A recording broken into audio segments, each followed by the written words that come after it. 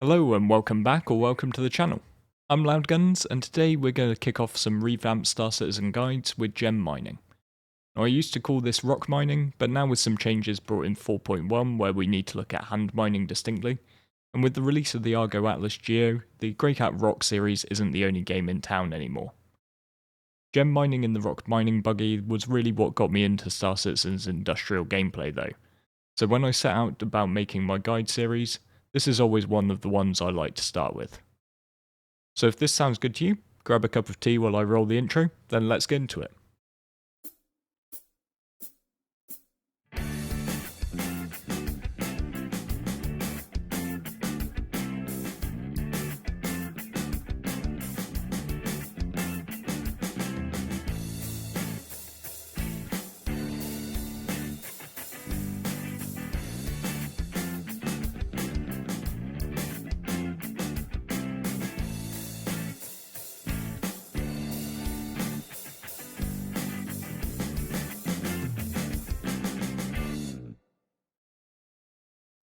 Gem mining, whether by hand or using a vehicle, is a great entry point into the mining profession. And if you are keen to experience this aspect of the game, it's definitely where I'd begin. It helps you get the experience of the mining minigame without some of the more complicated factors like modules, gadgets, rock mass and refining that we find in ship mining, using the Prospector, Mole and now Drake Golem. However, as of 4.1, there are now a few more materials and different factors to be aware of. To start with, we now have 4 distinct hand minables, smaller gem nodes that will only be suitable for the Pyro multi-tool with orbit mining attachment, or the Atlas Geo on low power mode. Their names haven't changed, so in order of value, we've got Dolivine, Aphorite, Hadonite, and the extremely rare Janolite. Then we have 3 new larger node types, that you'll need either a ROC mining buggy or an Atlas Geo to tackle. These are Glacosite, Beridom, and Femmeline.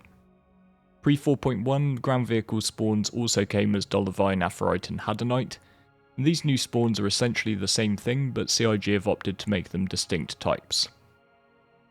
And finally, to confuse things a little bit more, we've got 3 new gem types that appear in both hand and vehicle mining sizes: Charonite, Soldinium, and Jaclium. As far as I am aware, these only appear as part of the Align and Mine event, in the cave that's opened up by the orbital laser. There is always a chance that some could spawn in the wild and I just haven't come across it yet, but I also haven't heard any reports of it spawning outside of the event caves. I do have a separate guide on Align and Mine that I put up last week, so this guide's just going to focus on the more commonly available gems. However, all of the principles of mining that we cover can also be applied there. Now personally I think these changes, creating distinct hand and vehicle mineable types, have been brought in just ahead of the gradual implementation of crafting that we're seeing through the collection mission types new to 4.1. I also think it's a very good reason for people to dust off their gem mining skills, even though on a pure AUEC per hour view, there are better things for even newer players to be doing, such as the cargo hauling missions. I would imagine that in future patches, we're going to see an expansion to the Wicklow and Rayari Amvik collection missions, as well as similar targeted commodity missions like we saw for Supply and Die.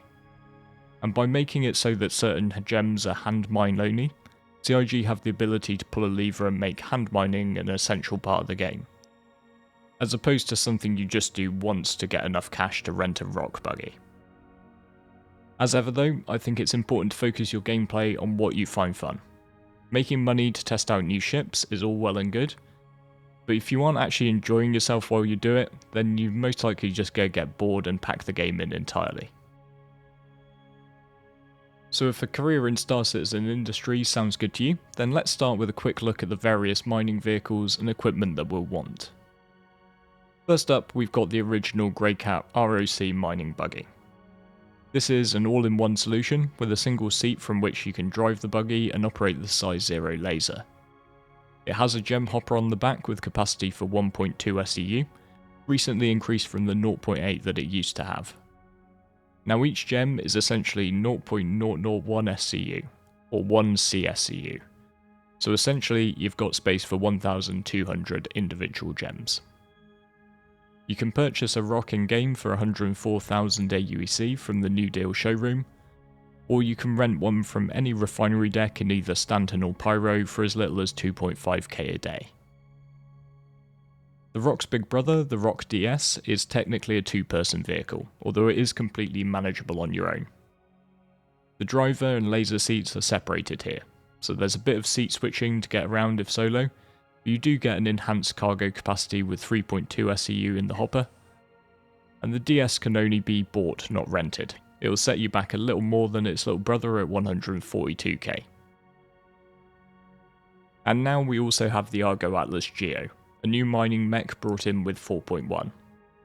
As this is a brand new release, it's currently only available for cash pledge. However, as with all of Star Citizen's ships and vehicles, it will be obtainable in-game in a coming patch, probably around 3 months down the line. Since I want this guide to stay relevant for a while, I am going to include the Geo, but I would stress that my recommendation is always to just start with a starter pack and earn things in-game. If you are considering creating an SC account, just be sure to use a referral code when you do for some extra starter cash. Mine's the one up on screen, but if you've got any friends who play already, just ask them for theirs. The Geo is likely to become the go-to starter miner when it does enter ship shops. It has a small hopper at 0.1 SCU, but its small form factor means that you'll be able to fit it into most ships. I also particularly like its high and low power features, making it the one vehicle capable of mining both the vehicle gem deposits and the hand mineable ones. Plus the thrusters on the back, which you activate with spacebar, make moving around rough terrain a breeze. As noted, you will need to think about a ship to carry your ground vehicle in as well, helping you to move it around and locate gem deposits to mine. This can really be anything with the internal cargo space to accommodate your chosen miner. So for the Geo, this is really easy, with even some of the small advanced starter craft like the Drake Cutter or Aegis Avenger Titan being able to fit one comfortably. Unfortunately, clear design oversight here, the Geo is too big to go up the elevator of the Argo Mole. The base Greycat ROC will need something a little bit bigger. I have jammed one in the back of a Drake Cutter before, but it's not recommended since the back door doesn't close. However, you can get one up on the flatbed of the consolidated Outland Nomad, and it will fit very comfortably into small cargo ships like the Crusader Spirit C1, Freelancer Standard or Max, and my personal ROC Mining stalwart, the Drake Cutlass Black. The ROC Drake Cutty Black combo, for the 4.1 patch at least, continues to hold the rental crown to my mind. With both ships available at the refinery rental kiosks, you can get both for a 24-hour period for a total cost of 55k. Which is an easy amount to break even on and getting to profit if you know what you're doing. The ROC-DS will bring some additional challenges though, as it is that bit bigger than its little brother. A number of ships like the Cutty and the Freelancers are out due to the width of their entrances, so you are best off looking at larger haulers, things like the RSI Constellation series, or my personal favourite, the Anvil Valkyrie dropship. Despite the various shapes and sizes, one of the things which all of the gem mining vehicles have in common is that they don't do much, if anything, to protect their operator from the elements. So first and foremost, before we set out, we're going to need to get a suit of armour, with a sealed helmet so that we can breathe, as nearly everywhere that we can mine will not have an oxygenated atmosphere. You'll also need to consider the temperature of your chosen location. Extremely cold environments like the moons Yella or Lyria will require a Novikov exploration suit, available from the Galleria at Port Tressler near Microtech or Grimhex. While extremely hot environments like the moons Aberdeen and Ariel will require a Pembroke exploration suit. This can also be bought at Grimhex or to Manny & Sons down at Lawville. It is worth bearing in mind that heavy backpacks, which only attach to heavy armour, have the largest carrying capacity. So when I head out hand mining, I often use my Pembroke set even if it's not strictly necessary for the environment. Then I would definitely be bringing a Pyro multi-tool, and if you intend to go hand mining, make sure you've got that orbit mining attachment. And it's also just generally useful to carry the Truehold tractor beam attachment so you can switch these two over. I also like to include the larger MaxLift tractor beam in my kit, so this can be really useful if your mining vehicle gets stuck, since you can use it to pop it back the right way up. You can grab all of these things from the cargo deck shops. Also remember to bring a gun, ideally a long arm and a pistol. Gem miners are a favourite target of smaller pirate crews, since when you're working alone you'll be vulnerable out of your ship for extended periods, and the gems that you harvest don't require any refinement, so they can just easily be sold at the NQA terminals. Now that we've got item recovery in game though, there's really no excuse not to be packing a gun. If you happen to have a looted one, then a railgun can also offer a nasty ground to air surprise for anyone trying to hold you up. But finally, I would round it off with the usual accoutrements. Med pens and a med gun are always good to have in case of random injuries, and a stack of crews will deal with both hunger and thirst if you're out for prolonged periods. As of 4.1, we also now have some add-ons such as mining lasers for the smaller ground vehicles. The standard ROC comes stock with the Arbor Size 0 laser, while the ROC-DS comes stock with the Hofstede 0. On top of these, we've also got Size 0 helixes and Kleins. Now for the sake of completeness, I am going to include all the statistics here, but it is worth noting that the Hofstede does not appear to switch onto the basic ROC. This could potentially be a bug or intentional, I'm not sure. What I will say is that the stock loadouts are perfectly capable of cracking any of the gem deposits in the current build, and there's no actual requirement for the increased laser power offered by the Helix or the tweaks to resistances. As you advance and get more comfortable with the mining techniques though, upgrading your ROC laser to a Helix 0 might well be worth it for the increased charge speed, as this will make you just that wee bit quicker to crack the stones. Something that is definitely worth taking with you though are the spare gem hoppers. You can buy these for the ROC-DS, ROC and Geo at the cargo deck and refinery shops. If you fill up your ROC and still have minables to go for, then you can make an on-the-spot switch and equip a new bag to carry on. The one exception I have been making though is with the Geo. Since the hopper here only carries 100 gems, I'm tending to just take a 1SCU crate with me instead. I can then just empty the hopper into my backpack and then into the crate, rather than carrying 10 spare crates around with me. So now that we've talked thoroughly about our setup, let's get into the meat of the guide, locating some mineable gem deposits and cracking them open for the goods. I'm going to split it completely from this point between hand mining and vehicle mining. So if you are only interested in one part of that, then just use the chapter markers to skip around and find what you're after. It is worth saying that if you are looking to make some space bucks doing this, and money is your prime motivator, then ground vehicle mining is far more profitable than hand mining. And even as a new player, since the aforementioned rock and cutlass combo can be rented for 50k a day or so, you would just be better off financially jumping straight to that. However, as mentioned in the beginning, I think that as we see the evolution of the collection and then crafting aspects of Star Citizen, there might be missions and recipes that call specifically for materials that can only be obtained through hand mining, so I really wanted to cover that in this guide. Plus, since we're going to be heading down into the caves, it is just a bit of an adventure if you're into that sort of thing in SC. Hand minables can occasionally spawn on the surfaces of planets and moons, but by far the most consistent places to find them are caves. The cool thing here is that you can always combine this activity with other missions that will direct you to the caves themselves, for instance things like entrenched bounties. You can also choose to find them entirely by navigation. We have a full video up on the Frontier Consolidated channel that my friend Citizen Aaron made, explaining exactly how to use VerseGuide, a fantastic website that provides navigation directions to a variety of hidden locations. So this is going to be a bit of a whistle-stop tour, but I'll also link that video in the description. Just pick which moon you want to visit from the list and select caves from the location types. Then toggle to show hidden locations. You'll then get a set of directions using either compass bearings or distances to known QT beacons like OM points, triangulating you to the cave entrance. These can be a little tricky to see, particularly at night, but will allow you to get off the grid locations, reducing the risk of bumping into other players. Gem nodes themselves will look like this, so pull out your multi-tool with the orbit mining attachment in place, and the outline of the gem node will come up. If you point the multi-tool at it, then you'll get a readout of the gem type on the back of the gun. Now just left click once to turn the mining beam on and the display will change to the fracturing mode. The goal, as with every type of mining, is to get the charge level into the green zone and hold it there long enough for the rock to break without drifting up into the red and overcharging it.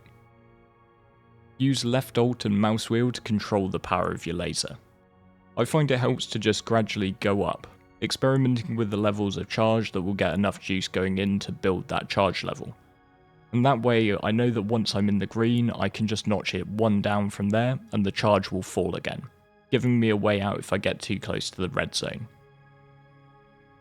As you hold the charge in the green zone, this little circle will fill, indicating how close you are to cracking the stone. When it fills all the way up, the node will crack, spilling the gems out onto the floor.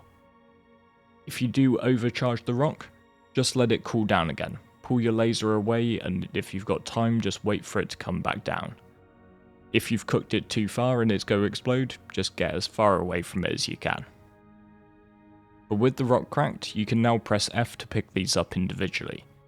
You can also just hold down right mouse button for the laser's extraction mode, and this will collect the gems and move them straight to your backpack storage. I also prefer this way in caves as it does add more light, allowing you to see each gemstone a bit more easily. So each node will give between 4 to 8 stones, so typically each one is worth between 1 and 4,000 AUEC.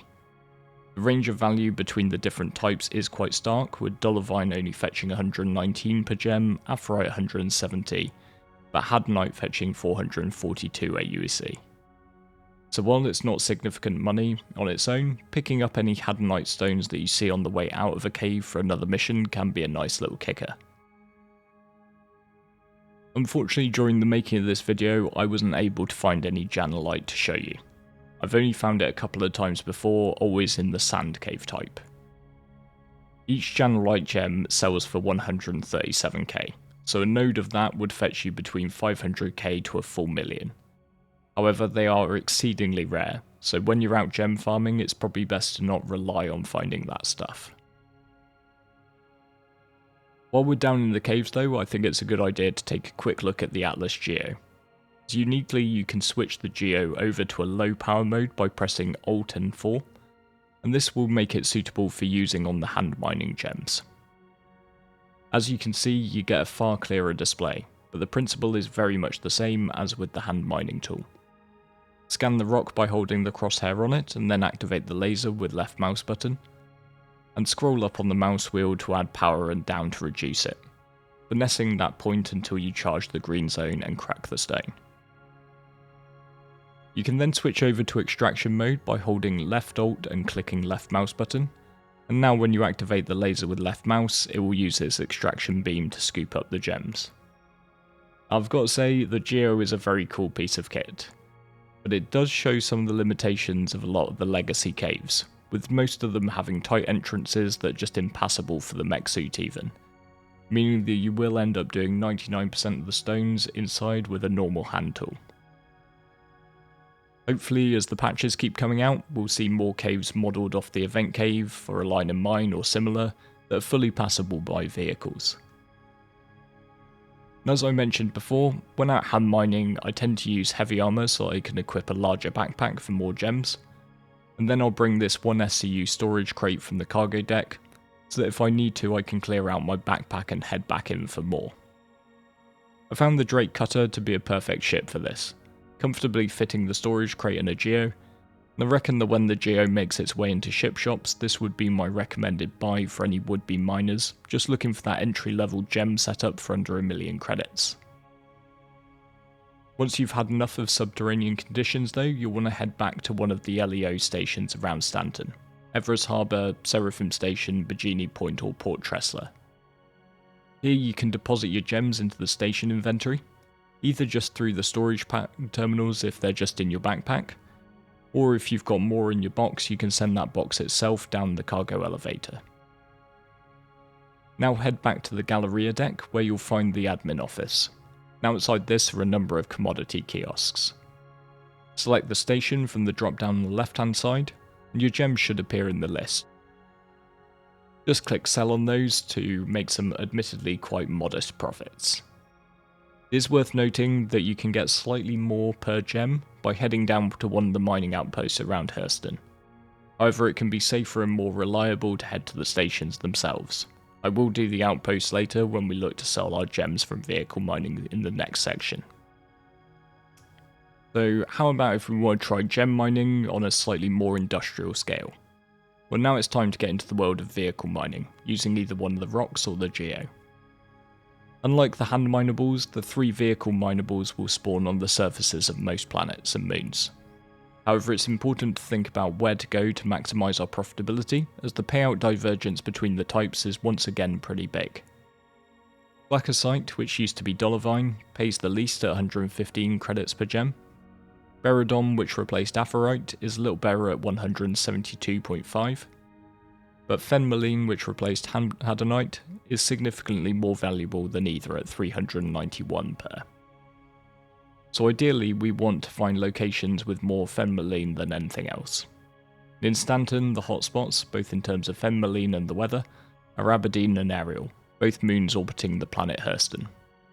If you are heading down here, you'll definitely want to bring that Pembroke armour. But the ultimate destination now are the Pyro 5 moons Ignis and Fuego. Fuego has a 100% observed spawn rate of Fenmaline, while Ignis has 97% with small amounts of hand mineable Hadonite and Dollarvine spawns at surface level.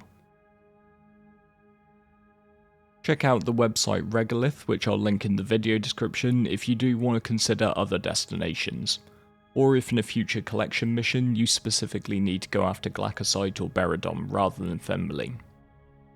But with profit being our key motivator for today, I'm going to head over to the Pyro system and I'm going to get myself set up at a little base at Gaslight Station. This is the closest station to the area. Keep in mind that Gaslight, unlike Ruin, Obituary or Checkmate, is not a refinery station.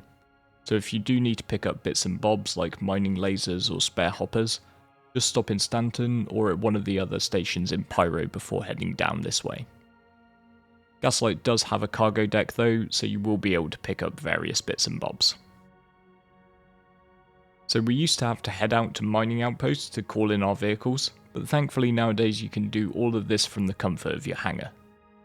Just make sure to call in your transport ship or one of a similar size first, so that you can make your way to the right sized hangar. Then claim and call your vehicle of choice, and for the backbone of this guide I'm going to use the standard ROC. I will show bits of the other two as I go as well. I tend to then just use the cargo elevator to park the ROC well away from the pad so it doesn't get stored when I call in my ship. And I'd also grab a spare hopper from the cargo elevator in case I fill up and still have gems I want to collect. I'd also grab a spare hopper from the cargo elevator just in case I fill up and still have gems I want to collect. The normal ROC one seems to be behaving itself with the cargo mesh, but the ROC-DS's is being a pain and clipping through the floor like some of the mining bags do. To get around this, the simplest way is to use a 4SCU or larger storage crate. To place the crate on the lowered elevator first and double click it to open it up, then drag the DS crate inside and bring it up. With the crate off the elevator, press F to access it and drag the hopper onto the drop symbol to dump it on the floor. This is a pain, and I do wish CIG gave a little love to the mining stuff when it comes to cargo elevators, but at least it's a simple enough workaround. So once you're prepared and you've got your ROC loaded into your ship, it's time to set a course for either Ignis or Fuego. Now what you will find when you get to some of these newer moons is that they do have relatively few points of interest with a quantum marker. You can still use these ones, and just use them to get yourself down to the surface quickly. But if you do, I would then take a bit of time to put some distance between you and that location, just so as to avoid other players. It'll vary a bit depending on your ship, but 60 to 70 kilometers should be enough to avoid showing up on most scans, as long as you then keep moving away while you ping for rocks. The other option though is to head to an OM marker, and then fly down to the planet's surface from there. This will take more time, but it will leave you very much out there in the wilderness when it comes to seeing other players. Once you're down on the surface though, it's time to start scanning for gems. The key thing here is that we want to distinguish the gem deposits from the larger rock deposits that would require a mining ship like a prospector. There is some signal maths that you can do to distinguish between the two. You'll be pleased to know there's also a far easier way to tell the two apart. So as you travel along, let out pings with tab, and look around you for the returns. Large rocks will appear as far away as 10 kilometers or more, but gem ones only register under 5 kilometers away. So what we're watching for is stuff that wasn't there until it registered at less than 5 kilometers. You just need to keep looking around, but when it pops, hit it with a narrower scan. Make sure that you're in scanning mode by pressing V, then roll up the mouse wheel to narrow your scanning angle, aim at the spot and let out another ping. If the returns are really tightly clustered together, then you have found gems. If they're a bit more spaced apart, even at this range, then it's a false positive and you've found larger rocks. Scanning this way once you get a feel for it can be really quick, and you can do it all at a fairly high speed. Particularly since a lot of these moons have lower gravity and will let you clock pretty decent speeds in nav mode. And since we are on Fuego, this is just guaranteed to be friendly. So having located some gem nodes, we can now land on a flattish spot nearby, and it always helps to bind an open all doors hotkey so that you can lower your ramp without getting out of the pilot seat. This way, if the ramp isn't quite touching the ground, which would make things difficult getting back in, then you can move the ship. You also don't have to squeeze past the buggy to operate the door release. Then just drive over to the gems and hit M to enter mining mode, bringing out the ROC's laser. Hover the crosshair over the node and you'll get a scan reading, providing you with the mining HUD, and this is now very similar to the hand mining, just with a nicer view. On the left hand side you'll see a range guide, showing you your maximum distance and also how close the optimal range is. It's always best if you can get into optimal, but definitely the laser won't work if you're outside of the max. Pop the laser on with the left mouse button, and then control the power with the mouse wheel. Once you get a feel for it, you can start with a burst of higher power to speed up towards the green zone, then cut back. This will ultimately make your brakes quicker and lead to greater AUEC per hour efficiency, but to start with, just take things slow and steady. Once the rock is cracked, you can switch to extraction mode with left alt and left mouse, then activate it to start scooping. The extraction laser has an area of effect, so don't be overly active whipping the mouse around all over the place. Move it slowly, and if you have a patch with a lot of gems, just hold it steady for a few seconds until you see them disappear. And if you have trouble seeing where the individual pieces are, let out a ping with tab and this will highlight them for you.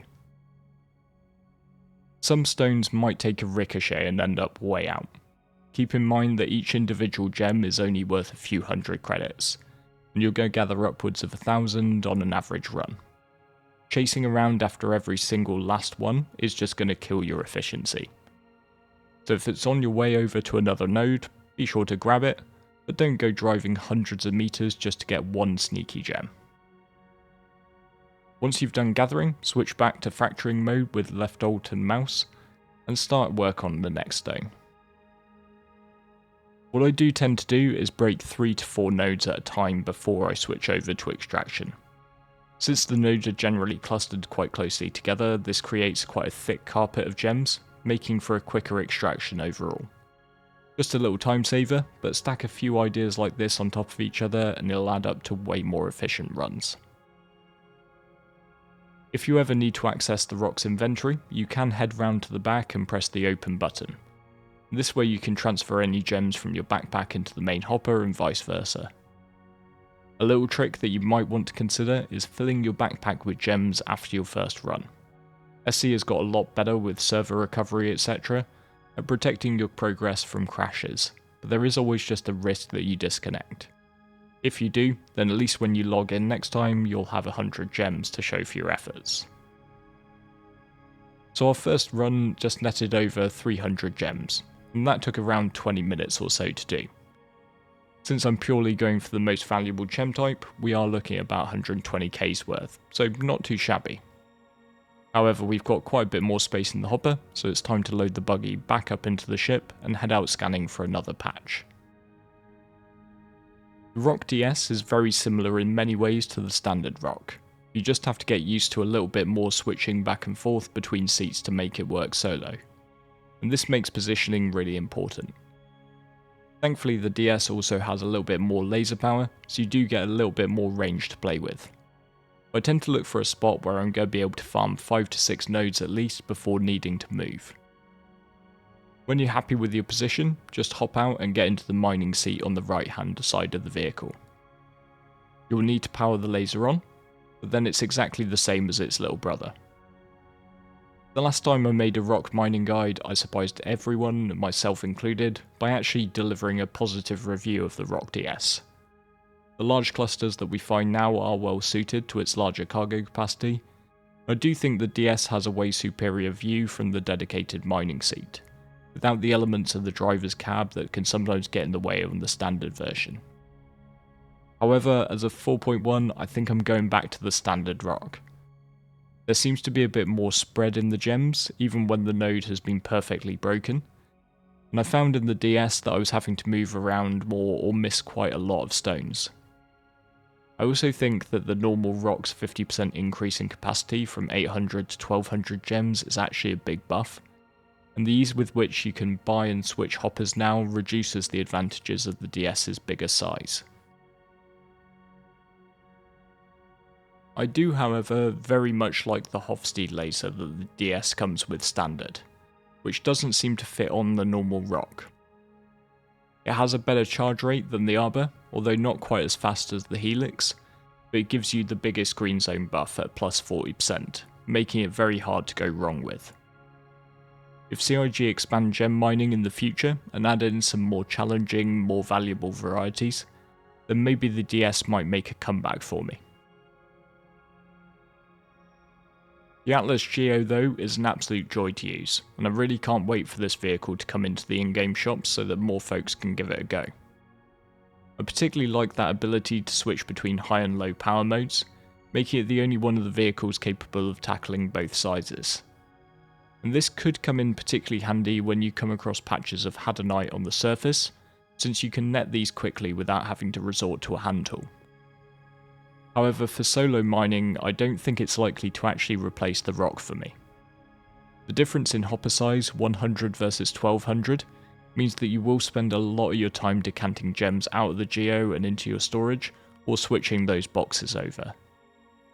On our little example run, which quarter filled my ROC, we would have already had to do 3 switch outs for the Geo.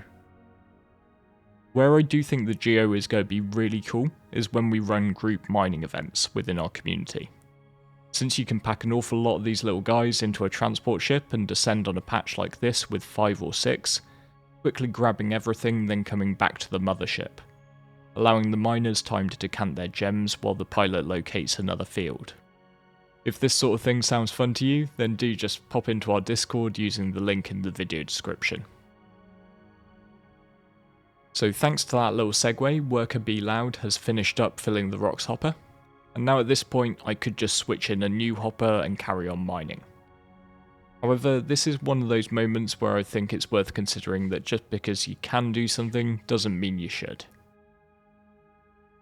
There is always risk in SC, and particularly if you're doing the more industrial loops, you need to balance that against the potential rewards. Note that I will never say PvE when it comes to industrial, because you shouldn't put that barrier up to my mind. Mining, salvaging and hauling are still PvP because you're trying to avoid other players, who don't need to ask your permission to shoot at you. Since there's nowhere I can sell my gems in Pyro, and since the return trip to Stanton takes quite a while, I personally like to build up a bit of a bank at the station. And coming back in there is probably the riskiest part of my average run.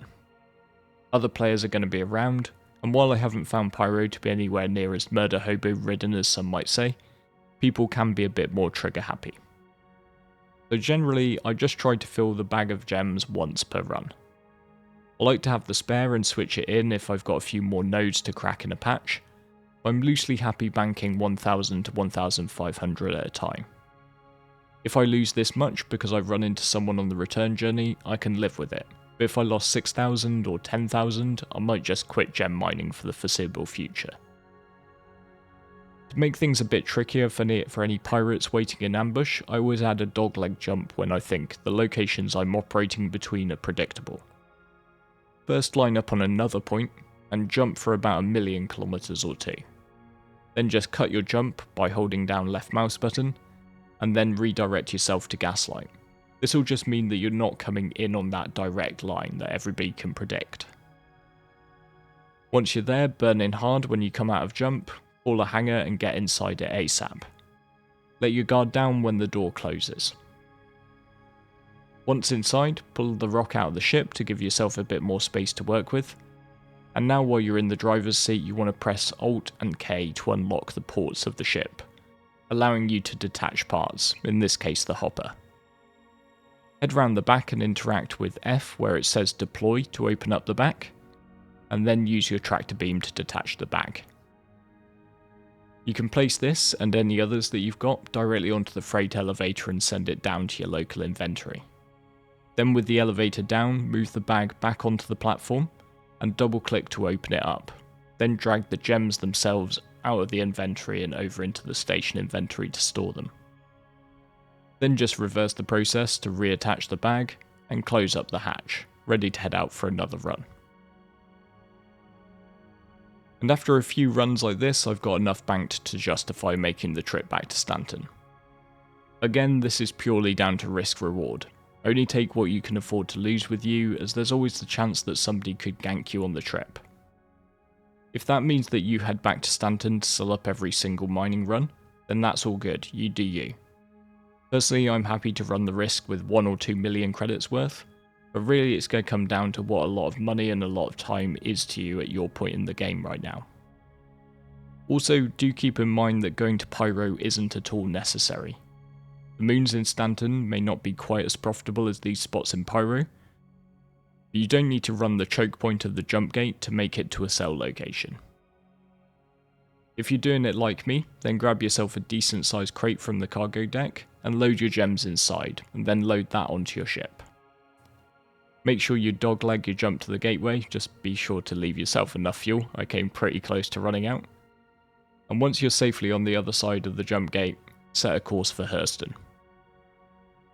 Best prices for gems, and in particular Femmeline, can be found at the Hurston Dynamics mining stations. Anything with HGMS before the name, like HGMS Bezdek or HGMS Hadley. I'm heading down to HGMS Edmund on Hurston itself, and this is also a little calculated. Some outposts like Woodruff on Eta and Bezdek and Lathan on Ariel are hotspots for economic gameplay, with lots of haulers and miners making their way in and out of them, which of course just increases the risk that pirates are lying in wait.